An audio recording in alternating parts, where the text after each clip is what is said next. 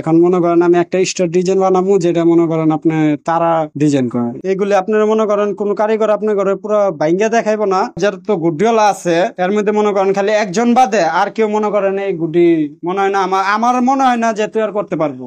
এগুলি অনেকজনে পারে না দেখে মনে করেন এই কাটাকাটি মালটার ভিতরে ঢুকে না।